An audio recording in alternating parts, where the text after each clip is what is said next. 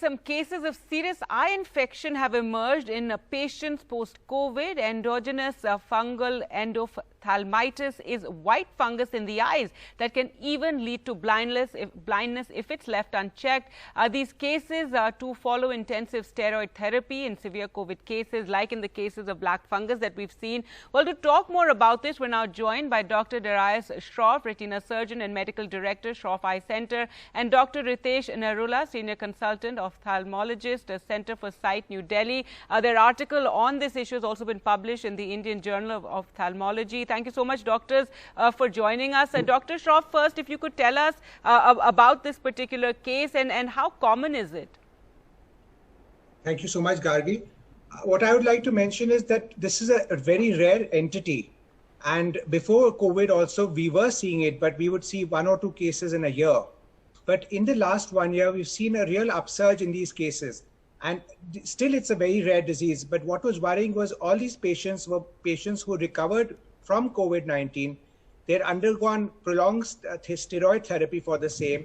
They were immunocompromised. And after they recovered, they presented with blurring of vision. And when we checked the retina, we found this, what is commonly called Candida albicans, which is like a white fungus. This was growing in the retina of these patients. So definitely there has been an increase in the kind of incidence of these cases. It was not unknown before, but post-COVID, we are seeing more cases of this rare condition. Right. Dr. Ritesh, are these cases being seen mainly in elderly patients? Hello, Gargi. Not really, Gargi. What we saw actually was these were younger, even younger, some of them were younger males who had had a severe kind of a COVID situation. They had to be admitted to ICUs, and there they received steroid therapy, and they presented roughly about a 2 weeks to 5 weeks period after their discharge. So it was not just elderlies, they were more younger age group patients also there. Right. So, Dr. Shroff, so again, like in the case of black fungus, which we've been reporting on, this is again being seen as linked to the overuse of steroids and immunity going low. Is it also being seen more in, patients who have other comorbidities? Yes. So these were patients but I would like to make an important distinguish the two entities. Black fungus is a disease which originates in the nasal cavity. Yes. And then it spreads to the eye. And definitely it has much more mortality. What we found in the white fungus was these were patients, some of them have comorbidities, but a large spectrum of these patients were quite healthy and immunocompetent. The only immunocompromising state was that they were on long-term steroid. They were receiving oxygen, and they had IV lines for the COVID condition. And following this, they developed these sort of ocular manifestations, which led us to look deeper into the condition and diagnose them having this rare kind of a white fungus growing inside the retina of the eye. Right, Dr. Ritesh. So the treatment for this is only to operate, and this, if it's left unchecked, it could lead to blindness. Yes, if it is left unchecked, it can grow to a severe kind of infection in the eye and can lead to blindness. The treatment depends on how early we pick up. The treatment generally involves in endogenous endophthalmitis using antifungals in the eye, which is called as intravitreal injections. You use systemic antifungals in the form of oral or IV therapy.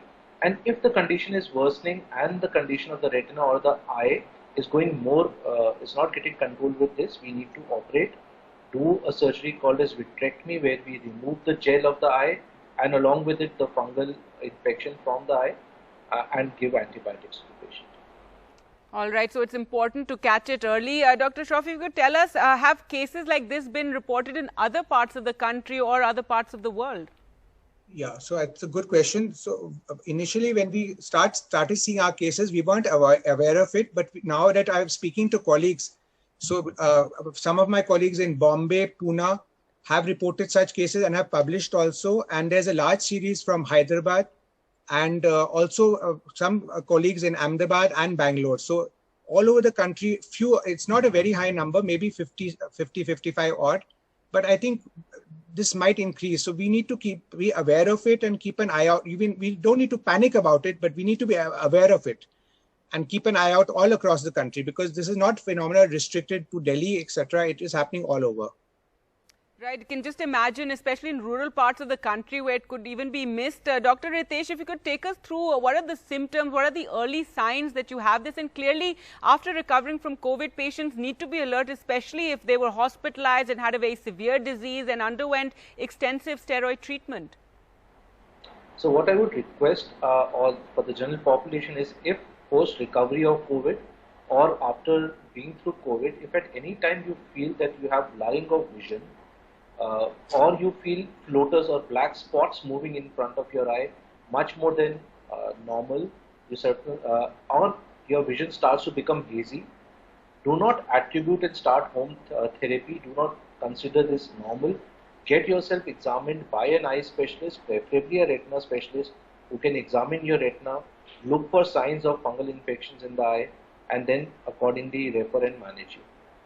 Right, and it's important to create more awareness about this, isn't it, Dr. Shroff? Now, you managed to catch some cases here in Delhi, and then you've spoken to other, colleagues across the country, and more cases have come to light. And the worry now is, of course, about how COVID has spread through rural parts of the country, and where they really have limited healthcare services. So the need is to increase more, awareness about these sort of issues, that people can be referred to, city hospitals or better hospitals, so doctors can watch out for situations like this. People needlessly will lose their eyesight. Yes, I think that's a very important point, Gargi. The awareness is important because this disease mimics another disease called uveitis, which is not infectious. So in fact, the problem is that for the disease, it mimics, the therapy is steroid, whereas for a fungal infection, the worst thing is to give more steroid. And all our cases which reported to us had been primarily treated with more steroid therapy because it was initially misdiagnosed, because it mimics it. So it's something that if you are not aware of, it can kind of trick or fool anybody, even an experienced person. So it's very important to be aware of it. And the other message is that please, for the patients, don't self-medicate, because many times now over-the-counter chemists or etc. may give more steroid drops, ointments, etc. So please avoid this sort of a thing. As Dr. Ritesh said, seek the specialist, or at least go to your doctor, and then he will guide you further. Right, and Dr. Ritesh, just finally, like black fungus, this is also something that exists in our environment and just catches these particular patients who are, immunocompromised post-COVID?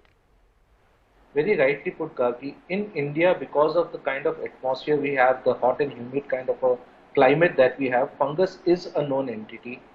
We see fungus in our houses also. You leave a bread outside and you catch fungus on it. So fungus are quite ubiquitous. They are present everywhere. It's just that they infect a human being only when the immunity goes down significantly. We used to see these kind of fungal infections in patients who had been in ICU for long, who had other comorbidities, severe diabetes. But now the worrisome thing is, post-COVID, we are seeing them in patients who have had extensive use of steroids. So COVID plus steroid is causing immunity to go down to the levels probably as seen in other severe immunocompromised state, and making them vulnerable to these fungal infections. All right. Well, thank you so much, Dr. Dheeraj Shroff and Dr. Ritesh Narula, for speaking to us on this issue. It's rare, but it's something that we need to watch out for.